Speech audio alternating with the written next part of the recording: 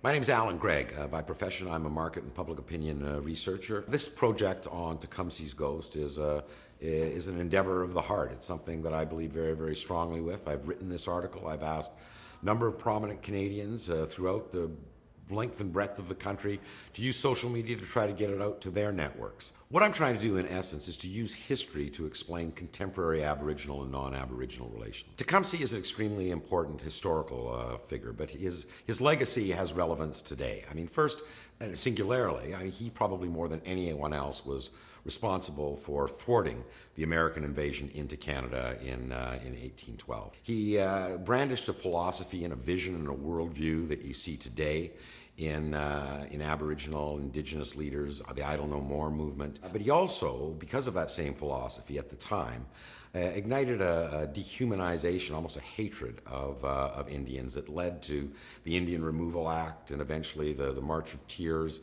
That is structured and informed Aboriginal and non-Aboriginal relations right to this day.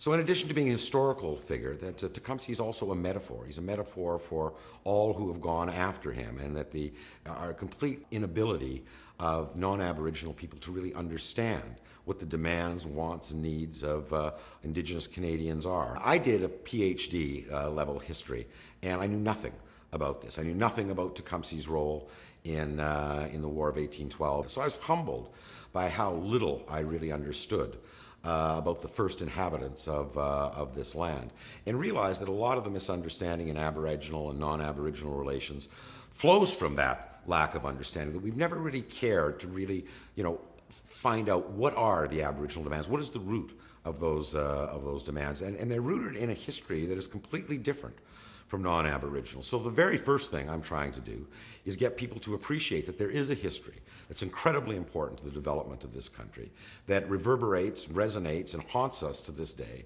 and that if we don't get that understanding by understanding the history and those differences, and that those differences by and large are going to be permanent, then we have no hope of moving beyond the sorry state of affairs that we're in today.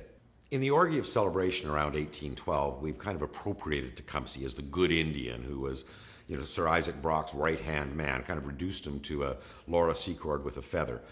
He was anything but. He was a fierce kind of advocate of a pan-Confederate warrior nation that would take back lands that he believed had been stolen illegally from them by the American government. This same lament is what we hear today, 200 years later.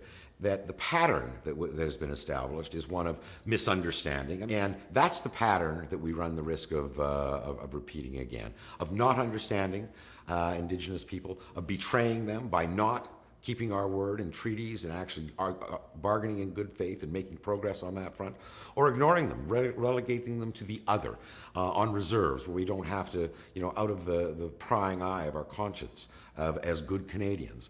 So this is the pattern that we have to break. This is a pattern that's 200 years old, and this is a pattern I'm asking the readers of this article to kind of think about and reconsider.